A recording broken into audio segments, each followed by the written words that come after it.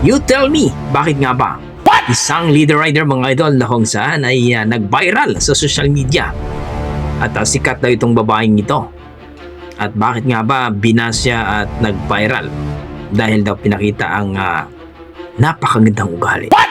Sorry. Napakapangit pala ng ugali. Mayabang at napaka-arroganting babae ito. Minaliit daw itong isang pick-up driver. So para malaman natin mga idol kung gaano nga ba ito kayabang, panoorin natin isang video mga idol at mag-react po tayo. At kung bakit ang daming nagalit ng mga madlang people sa babaeng ito. So ito si Yana na pinakyuhan niya ang isang pick-up driver. So let's go mga idol. Pick up! Sapakin natin. Sorry, ano? Bakit nga ba? Ha? Bakit nga ba? Bakit nga ba? Bakit nga ba? Alam mo kung lubak-lubak yung daan. You tell me. Bakit nga ba? Don't tell me. No, you tell me. You tell me. Huwag kang mamamakyo. Bakit nga ba? You tell me. Nagit-git nyo kasi. May side mirror ka, ako wala. Hindi ka gumagamit side mirror mo? Drama. Ikaw ang wag ganon. You use your side mirror. Teacher, smoke ko na yun. Kung ganyan ka pa, sira ulo. Wala. Pwede mo nga fucking plate number yun. Sorry po. Mais ka.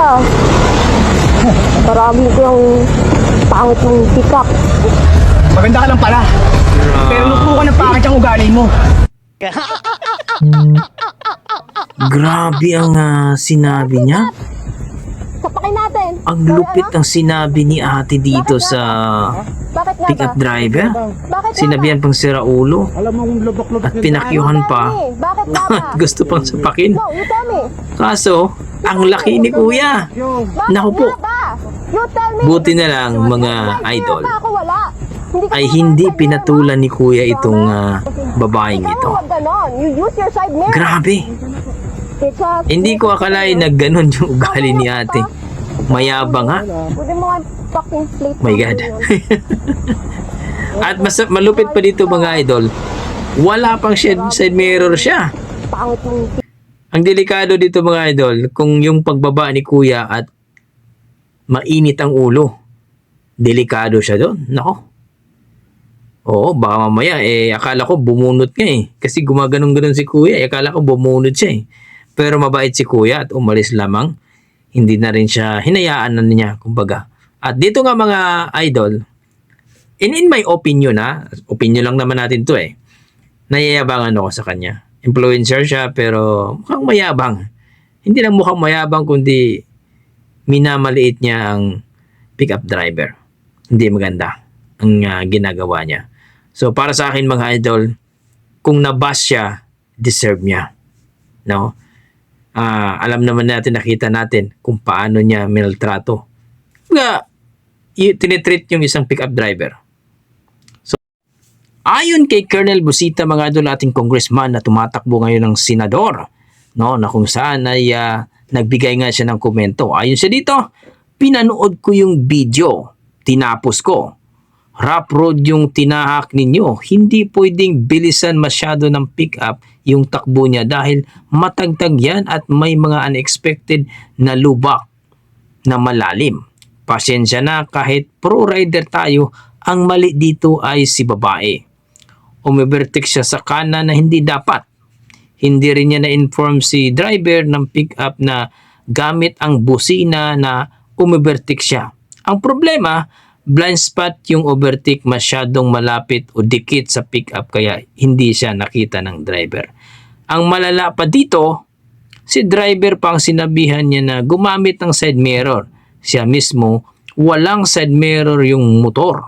Sa kalsada, palaging pairalin natin yung magpakumbaba ka kung nagkamaliman. Kasabayan mo sa kalsada. Magtaas ka ng kamay, hindi middle finger. Dahil dyan, kadalasan nag-trigger ang road rage. Gusto kong ipatawag sa LTO para mabigyan ng tamang seminar sa paggamit ng kalsada at tamang behavior. Grabe! Tama yun mga idol. Rough road yung dinaanan nila. Siyempre, si pick up din, hinay-hinay din siya. At isa pa, wala ang side mirror itong motor niya.